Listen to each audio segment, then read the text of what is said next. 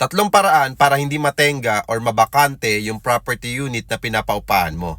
Kapag nalaman mo to, panigurado, unlimited ang pasok ng renter dun sa property unit mo. Kahit ilan pa yung unit mo, kayang-kaya mo tong mapaupahan lahat. Dito sa tatlong paraan na to, ito yung sikreto namin kung bakit napupuno lagi yung mga property rental namin. Number 1, gamitin mo yung Facebook groups. Nowadays, napaka-powerful ni Facebook. Halos lahat ata ng tao merong Facebook. Kahit bata hanggang sa pagtanda, meron silang Facebook account. Meron mga Facebook groups kasi na specific na ginawa para sa isang specific area. So for example, Pasig. Magjo-join ka lang sa mga groups ng Pasig for property rentals at pwede ka na mag-post doon for free. So, per Facebook groups, merong mga members na 10,000, 20,000, 30,000, 50,000, or even 100,000 pataas, merong mga members doon.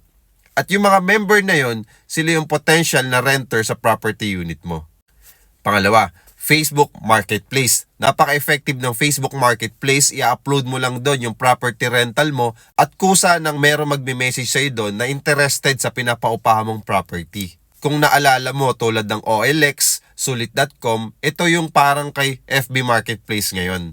Sobrang powerful ng Facebook Marketplace ngayon kasi dito rin sila naghahanap ng mga maupahan nilang bahay or unit. Pangatlo, Facebook ads. Karamihan sa mga malalaking companies na nagpapaupa din ng unit, okay, ginagamit na nila ang Facebook ads. Napakaganda ng Facebook ads kasi kahit tulog ka, meron nagpo-promote at nagmamarket ng property rental mo. In that way, mabilis mapuno yung property rental mo.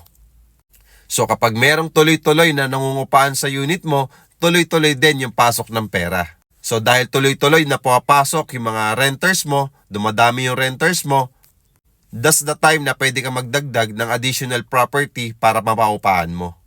So kung naghahanap ka ng property rental business na pwede mong simulan ngayong taon for only 10,000 to 25,000 cash out only at ang monthly nasa 18,000 to 23,000 pesos per month lang, wala pang spot down payment yan ha. Okay? Ibig sabihin, pwede mo na agad masimulan yung first property rental business mo. So follow me and message me kung meron kang katanungan.